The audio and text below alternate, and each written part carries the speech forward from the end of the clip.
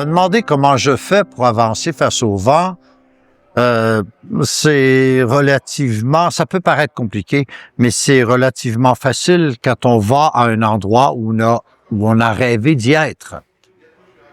Si on était obligé d'affronter des vents qu'on ne souhaitait pas, ce serait l'horreur.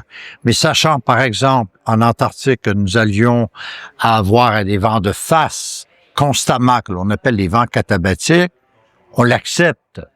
Et si on devient ami avec l'hiver, avec le vent, on l'accepte d'autant plus. Ce qui fait que le vent, effectivement, c'est un obstacle, mais qu'on arrive à le gérer parce que lorsque l'objectif est très grand, les problèmes paraissent moins importants. Il faut toujours se rappeler que dans ces grandes aventures, comme dans la vie, on n'a pas toujours du vent de dos.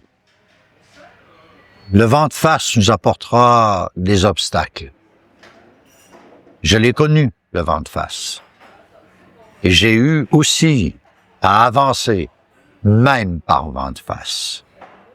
Et même par vent de face, il ne faut jamais, jamais oublier ses rêves.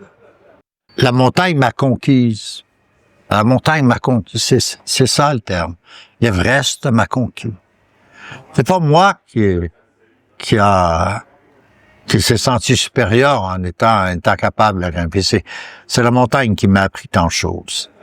Qui m'a appris qu'au pied de ces sommets, il n'y a plus de prétention. Il n'y a plus de prétentieux quand on regarde ces très hautes montagnes dans l'Himalaya ou ailleurs. La montagne m'a enseigné tellement de choses. Elle m'a enseigné le fait de se préparer. C'est pour ça que je dis souvent, échouer sa préparation, c'est se préparer à échouer. La montagne m'a appris à être rigoureux. C'est comme si elle m'avait dit, tu veux atteindre mon sommet, il faut que tu trouves un bon équipier, que tu respectes une stratégie, mais aussi que tu restes humble. Face à ces défis, on est si petit.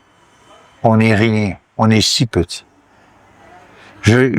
La première leçon de notre petitesse, je l'ai connue quand j'étais adolescent, où mes mains face au vent, au bord du fleuve Saint-Laurent, au Québec, je me disais, je ne gèlerai pas les mains. Évidemment que j'ai gelé les mains. Et je me suis dit, jamais tu ne battras le froid, et tes mains ne seront jamais assez grandes pour arrêter le vent. La meilleure solution, deviens ami avec le froid, deviens copain avec le vent, et ensemble, nous pourrons voyager. Et c'est comme ça que j'ai pu faire le tour du monde, avec mes amis, le vent et le froid.